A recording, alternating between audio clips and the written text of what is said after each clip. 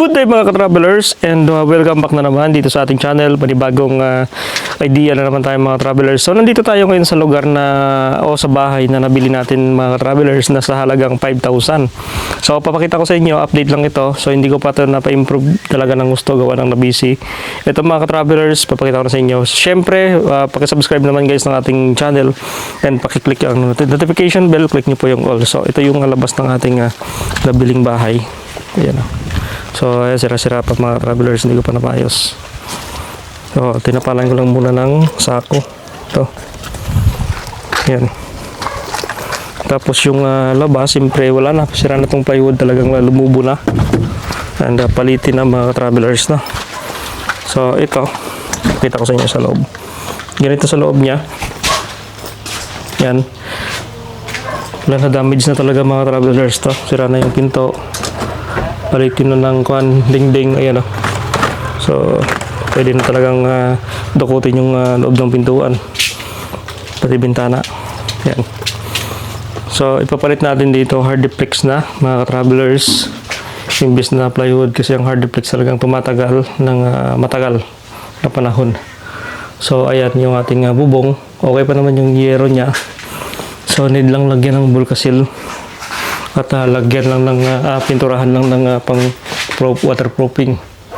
So ayan, okay lang bubong, mas matibay-tibay pa yan. Yung dingding lang talaga yung rupok tulad nito. Tapos binukot ng daliri natin, lusot yung ating daliri sa loob. Yan, kulang sa frame kasi kaya mabilis masira. So ayan mga travelers, ganito ang sitwasyon. So agad dito merong CR siyang kasama. Meron siyang CR.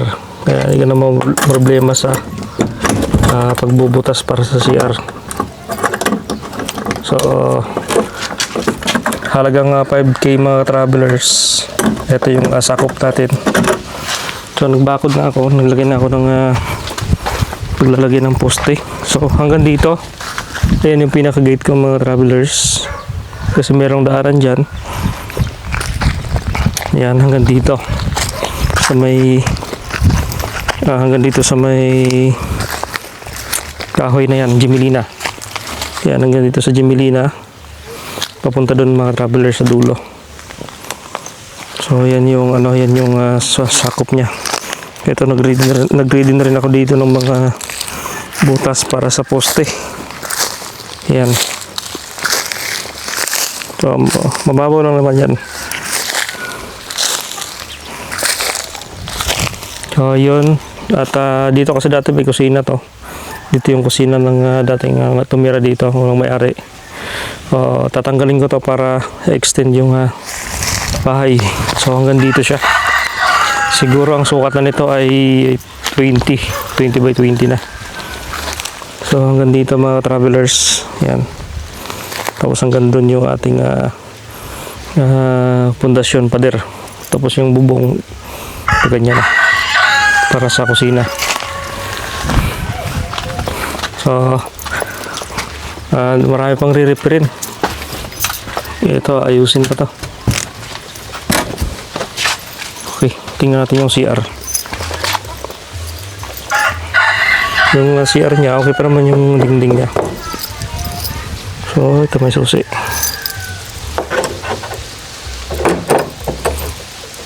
Ito yung susi para sa CR.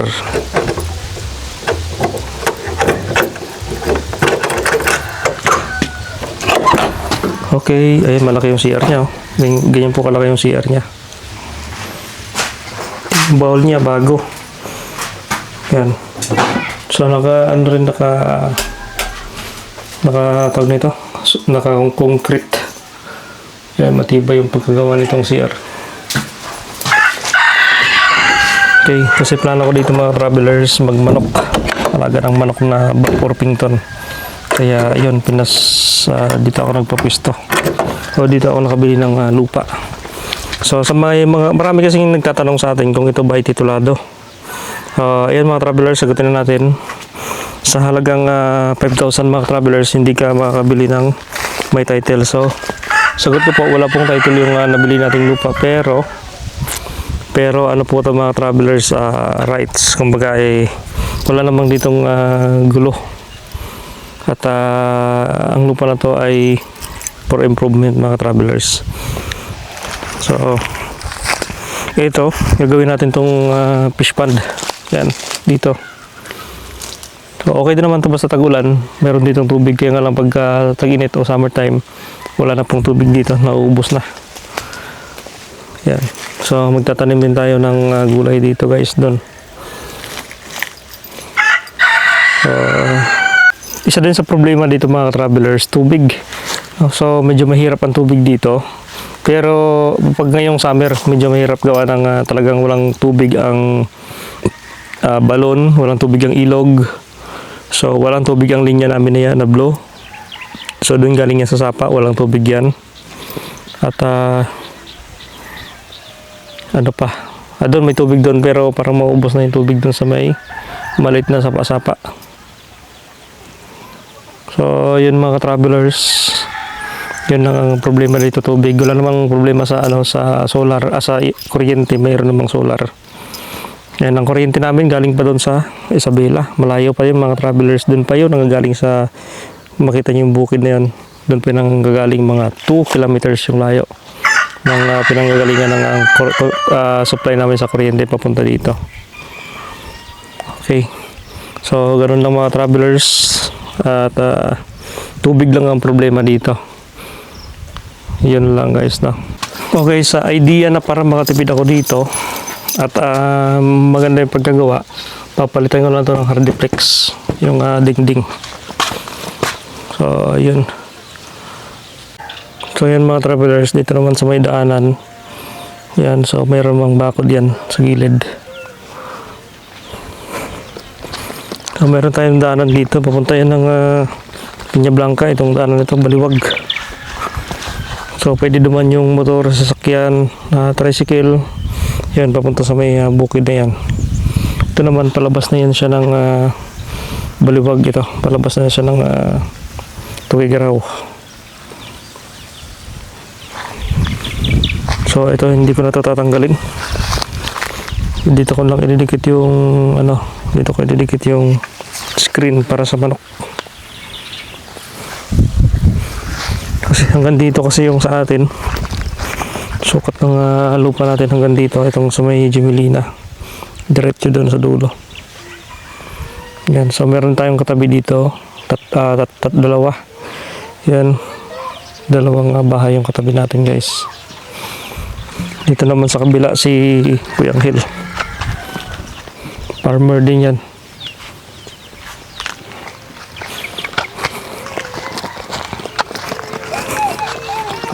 So yun mga travelers. So summertime na dito. Mainit-init na rin yung panahon.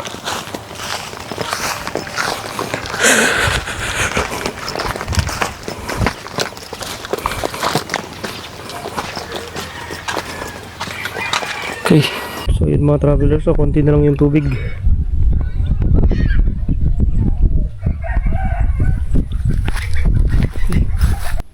So yun mga travelers, no, ito pa lang yung gamit na nadala natin dito. Yan, ito pa lang. Drawer din, foam. Yan, din mga solar solar controller, yan din panel. Yan din mga gamit sa pingganan, thermos, gasol, yan pa lang po yung nadala natin dito. So, kunti pa lang. So, ito yung mga galon natin na gagawin nating igiban o gagawin nating drum.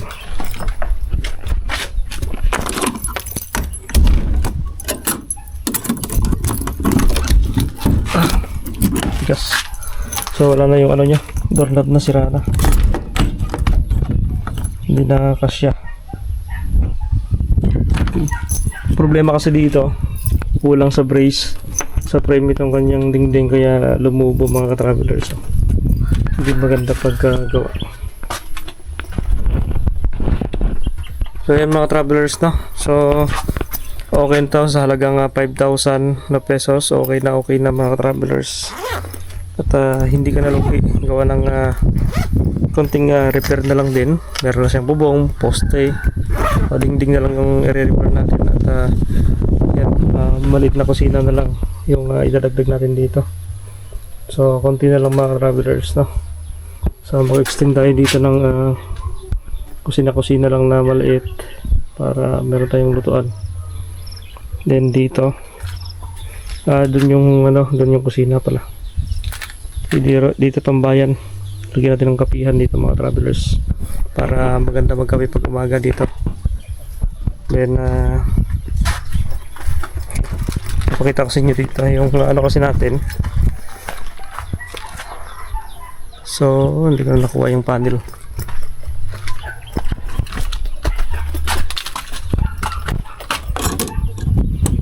Tara, let's go mga travelers. So thank you guys sa panonood niyo ng ating vlog.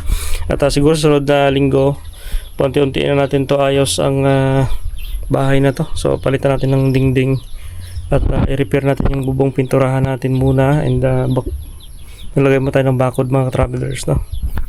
Para safe ang manok natin na ilalagay natin dito na bap or pingto na manok, kasi yun ang papadamihin natin dito sa bakuran natin, yung bap or pingto na manok. At least yun ang itlog araw-araw, walang problema sa itlog mga travelers. Mas hindi tayo mahirapan sa paghanap ng pagkain, gawa lang siyempre meron ng itlog na pwede natin pagkunan mga travelers, no? So yun ang project natin dito. So palami tayo ng bap or pinton. Okay, so yun mga travelers, thank you for watching, and paki-subscribe naman ng ating channel at pag-click ng notification bell dyan sa baba. Click nyo po yung bell at click nyo po yung all. Okay.